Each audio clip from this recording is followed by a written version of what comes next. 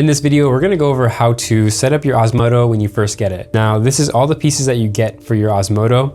You have your camera mount, the Osmodo housing, which has the internal hood on it, the front lens element. This acts as the hood or lens for your DJI Osmo Pocket 3, and you screw in your filters or use a 95mm matte box to clamp onto the outside of it. Now this right here is the back cover. Then you also have optional screws if you want to securely tighten the back cover to your Osmodo. So let's go ahead and start setting this up. Take your Osmo Pocket 3 and your camera mount and slide it into place like that. And then from here, all you have to do is slide in your Osmo Pocket 3 into the Osmodo housing, all the way through this internal hood here. And then once you have it there, you will need to put on your back cover to lock it all in place.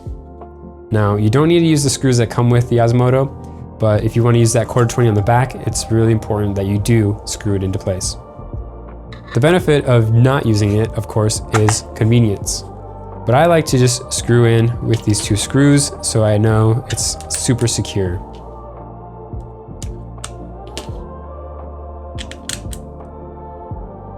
You're essentially locking in your Osmo Pocket 3 at this point, and the only way to get it out is to remove the screws and push it out from the hood.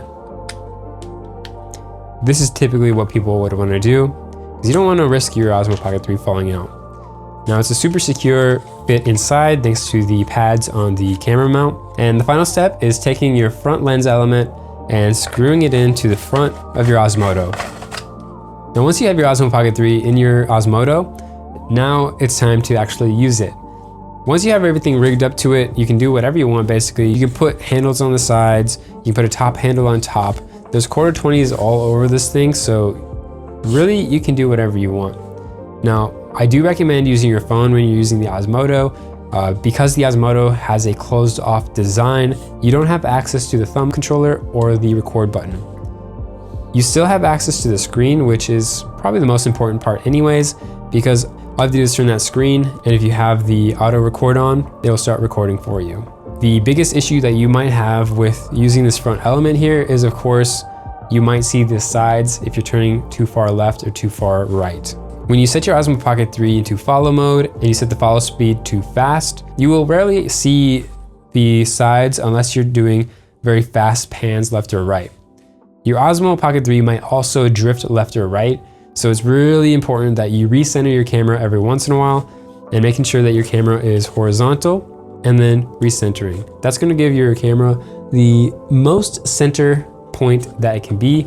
So then when you're moving left or right, you're not going to be seeing the sides of the lens. To use your Osmo in vertical mode, you do have to change it manually here. Right now it's on auto, but we will be changing it to portrait, and now it'll be in vertical.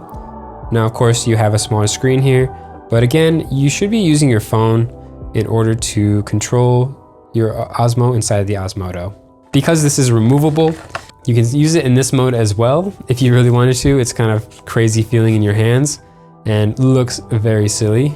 Well, I hope you guys have a lot of fun using your Osmodo. If you have any questions, you can hit me up on my store. I have a live chat feature, so if you have any questions about your Osmodo or best practices, ask me there.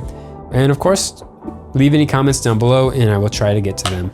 Again, I hope you guys have a lot of fun with your Osmodo. And be sure to tag me on Instagram or anywhere you post these. I would love to see what you guys build with your Osmodo.